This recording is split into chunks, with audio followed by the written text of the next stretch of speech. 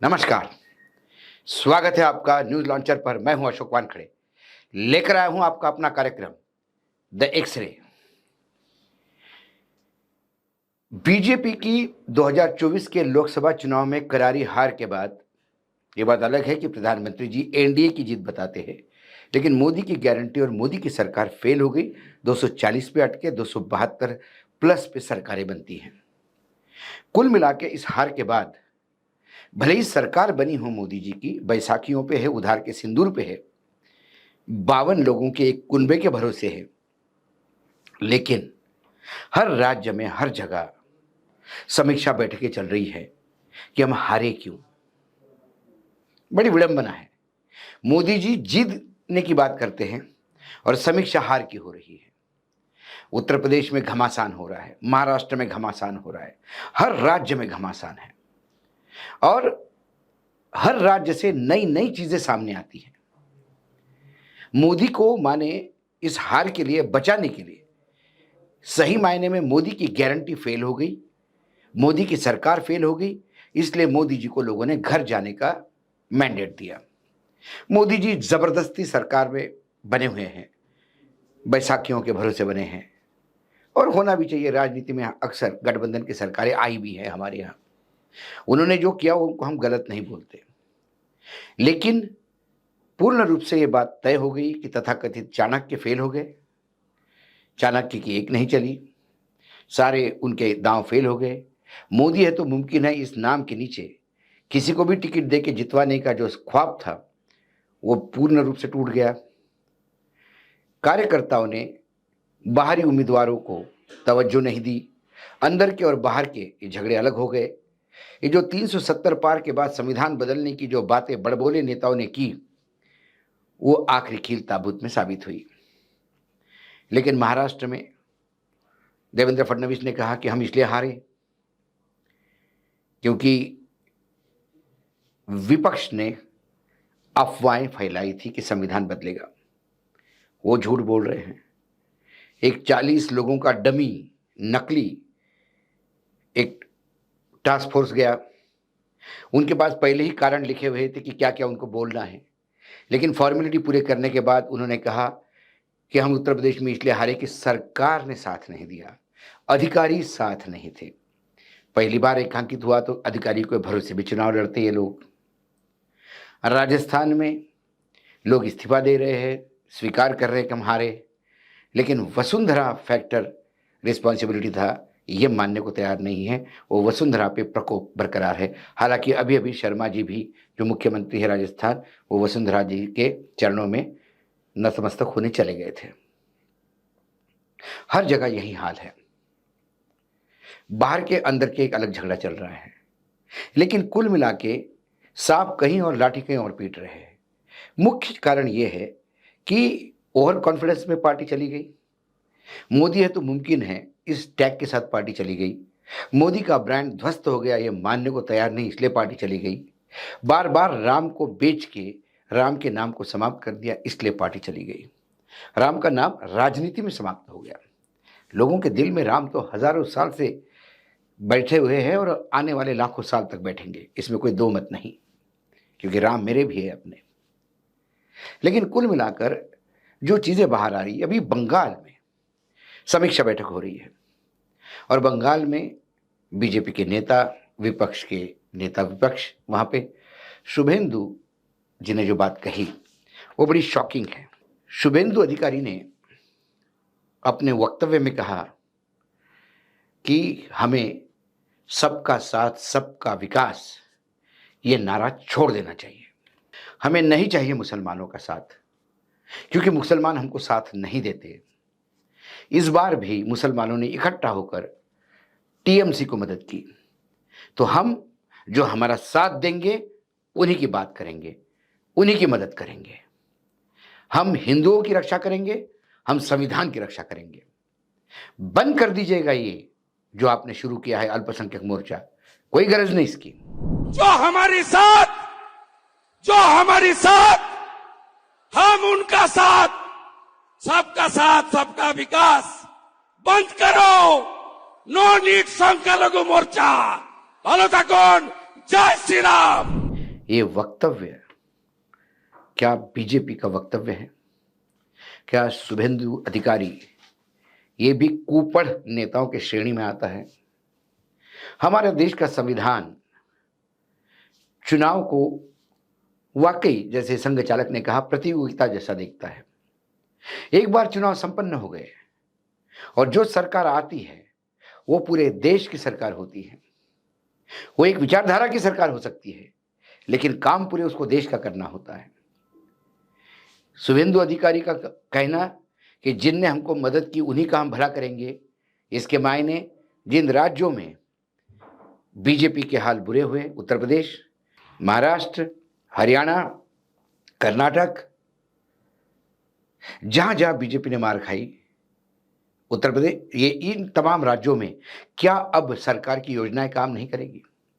इन राज्यों की तरफ देखेगी भी नहीं केंद्रीय गवर्नमेंट, क्योंकि तुम हमारे राज्य नहीं हो, तुम विपक्ष के राज्य हो, या जहां जहां कांग्रेस की सरकार या विपक्ष की सरकार है वहां वहां क्या बंगाल हो गया, तमिलनाडु हो गया, कर्नाटक हो गया, तेलंगाना हो गया, हिमाचल हो गया, क्या इन राज्यों में केरल हो गया? इन राज्यों पे केंद्र सरकार कोई काम नहीं करेगी? ये तो संविधान का नारा है, ये तो संविधान में लिखा है सबका साथ सबका विकास। संविधान बताता है कि किसी भी विचारधारा का, किसी भी जाति का, किसी भी धर्म का, किसी भी, या पुरुष हो या स्त्री हो, इसमें कोई भी भेदभाव न करते हुए संविधान सबको एक नजर से देखती है और ये देश सबका है और ये सरकारें सबके लिए काम करेगी। लेकिन शुभेंदु अधिकारी का जो कहना कि हम अल्पसंख्यकों के लिए, हम तो जिन्होंने हमको साथ दिया हम इसी का भला करेंगे, हम हिंदुओं का रक्षा करेंगे और संविधान की रक्षा करेंगे। यदि बीजेपी, हम ये माने, क्योंकि वो नेता प्रतिपक्ष है, वहां पे एक बड़ा नाम है, यदि उन्हीं की बात को माने तो फिर आप ये दोनों एक साथ जा ही नहीं सकते। हम सिर्फ हिंदू की रक्षा करेंगे और संविधान की रक्षा करेंगे। आप जब हिंदुओं की सिर्फ रक्षा करने की बात करते हो तो आप संविधान की धज्जियां उड़ाते हो, क्योंकि संविधान हिंदू, मुसलमान, ईसाई, क्रिश्चियन ये बात मानता ही नहीं। और ये जो शुभेंदु अधिकारी का वक्तव्य है, यदि इसी हिसाब से बीजेपी चली तो आने वाले समय में बहुत घमासान होगा, क्योंकि ये संदेश खली वाला जो डिजाइन किया गया था कार्यक्रम, ये शुभेंदु चौधरी ने किया था। ये हिंदुओं के साथ कितना अत्याचार होता है ये दिखाने के लिए किया गया था। ये डिजाइंड था, ये बाद में सारे वीडियोस आ गए मार्केट में। ये कितने निचले स्तर पे जा सकते हैं सिर्फ वोट के लिए, ये इस बात को रेखांकित करते हैं।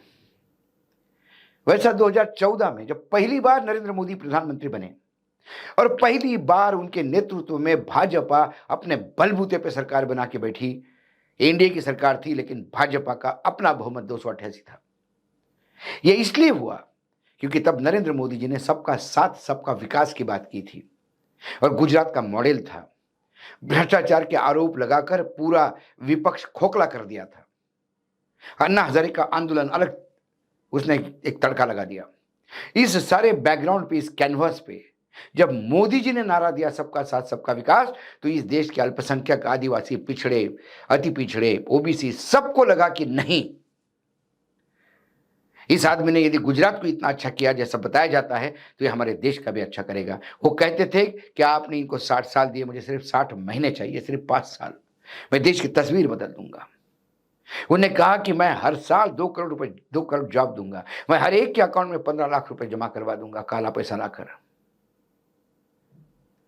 मैं महंगाई 100 दिन में कम करवाने की ताकत रखता हूं। लोगों ने विश्वास रखा और ये वही नारा है सबका साथ सबका विकास जो भाजपा को पहली बार अपने बलबूते पे सत्ता पे लाया। लेकिन शुभेंदु अधिकारी को तब कौन बताए, क्योंकि तब तो वो टीएमसी के नेता हुआ करते थे। वो भी इंपोर्टेड है, आयातित है। जो भाजपा बार बार हर राज्य में ये कहती है कि इन आयातित नेताओं से, जो बाहर से आए गए नेताओं से हम भयावह पार्टी को नुकसान हो रहा है। शुभेंदु अधिकारी उसका एक बेहतरीन ताजा उदाहरण है, जो आज का उसका वक्तव्य जब मैं एक तरह से देखता हूं। दूसरा एक बड़ा इंपोर्टेंट नेता हेमंत विश्व शर्मा, कहां से, आसाम के मुख्यमंत्री, कौन थे, कल तक कांग्रेसी थे, बीजेपी में आके मुख्यमंत्री बन गए। उनका कहना है कि ये जो जनसांख्यिक बदलाव हो रहा है आसाम में, उससे बड़ा मुद्दा मेरे लिए कोई नहीं। आसाम में मुस्लिम 40% हो गया है, जो 1951 में 12% था। हमने कई जिले खो दिए हैं। मेरे लिए राजनीतिक मुद्दा नहीं, जीवन मरण का प्रश्न है। सवाल यह है, ये भी कल तक कांग्रेसी थे, 10 साल से ये वहां सत्ता में है। 10 साल से इनके सत्ता में होते हुए कई जिले इनके हाथ से चले गए, तो उसके लिए क्या कांग्रेस जिम्मेदार है? कुल मिलाकर